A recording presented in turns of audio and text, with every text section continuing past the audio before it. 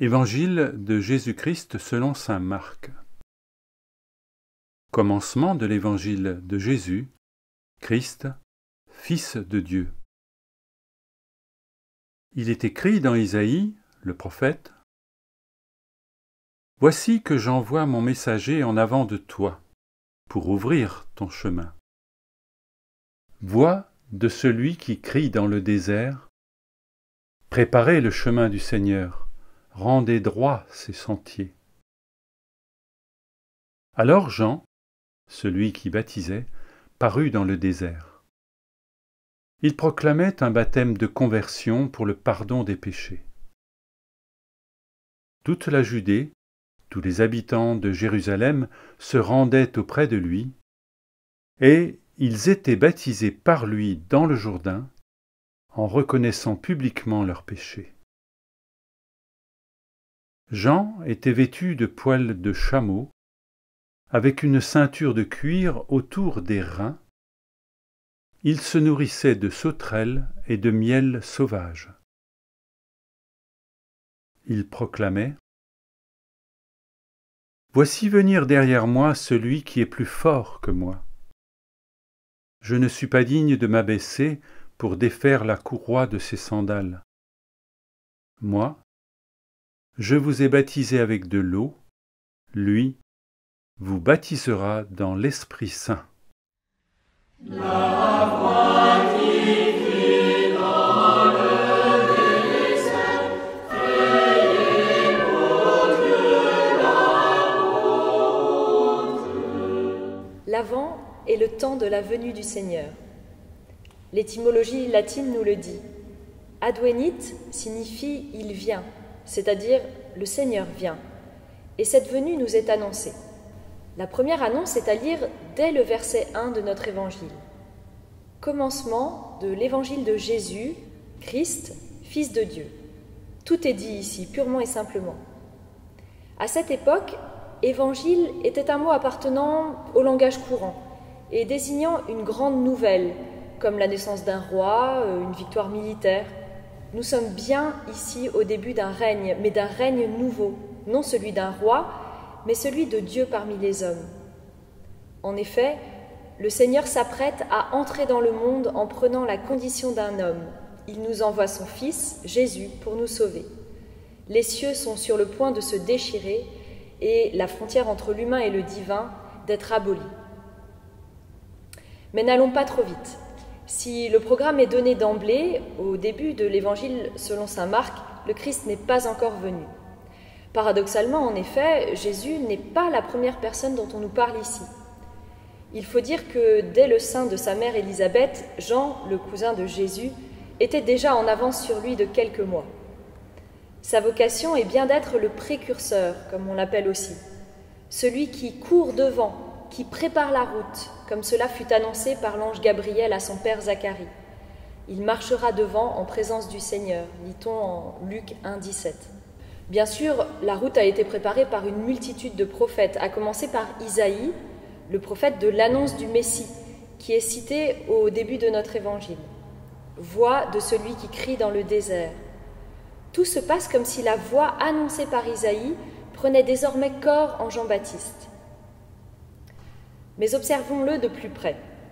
Alors Jean, celui qui baptisait, parut dans le désert.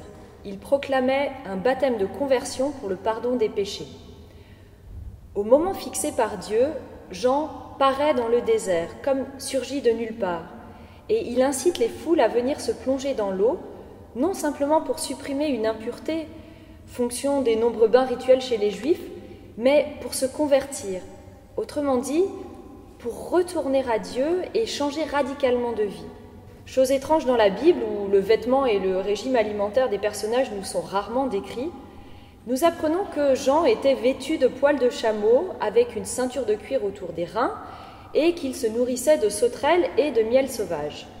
Si ces précisions nous sont données, c'est qu'elles ont de l'importance.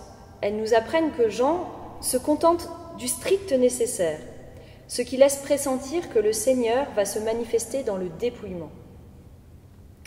D'ailleurs, Jean vit dans le désert, lieu d'ascétisme s'il en est, mais aussi de promesses, puisque c'est au désert qu'a commencé l'alliance du peuple hébreu avec Dieu. La venue de Jean peut donc être considérée comme la chance d'un retour au désert pour les retrouvailles du peuple élu avec Dieu. Le désert, un vêtement simple en poil ou en peau de bête, ces signes nous rappellent également le prophète Élie. Oui, Jean est bien le successeur d'Élie, et certains pensaient même qu'il était Élie en personne.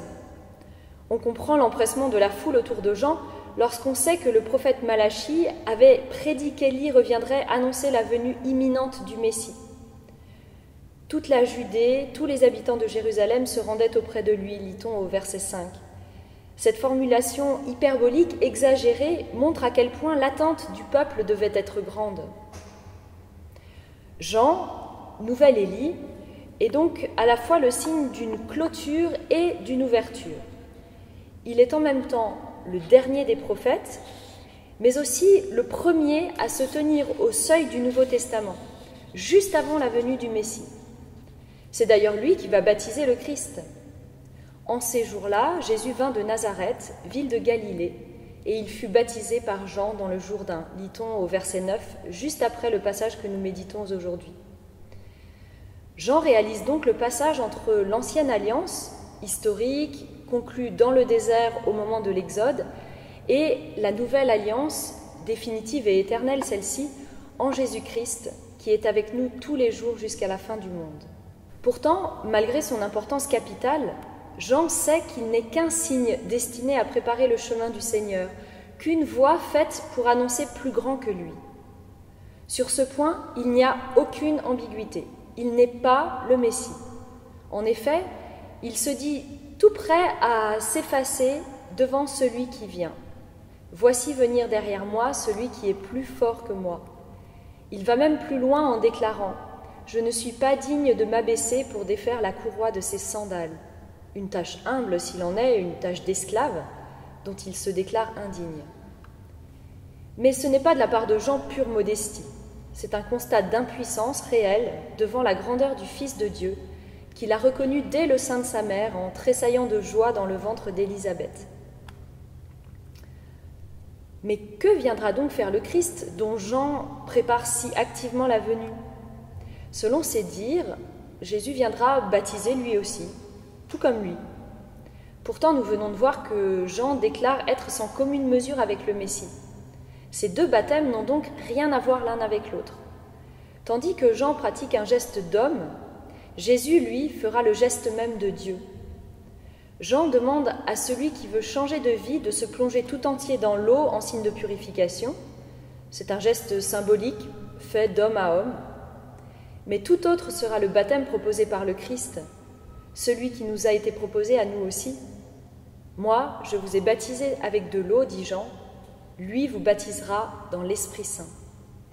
Ces paroles, qui opposent le moment présent où le Messie ne s'est pas encore manifesté au futur de la venue imminente du Seigneur, résonnent comme une promesse. Lui vous baptisera dans l'Esprit Saint. La pureté qui sera accordée aux pécheurs ne sera plus un simple nettoyage, mais le don d'une pureté au sens presque chimique du terme, sans mélange, et jamais un tel tour de force ne serait réalisable par l'homme. C'est un don de Dieu reçu par pure grâce. Ainsi, nous aussi, dans l'attente de la venue du Seigneur, en ce temps de l'Avent, nous n'avons qu'à nous laisser faire et accueillir le don de Dieu qui viendra sous l'apparence d'un petit enfant dans la crèche.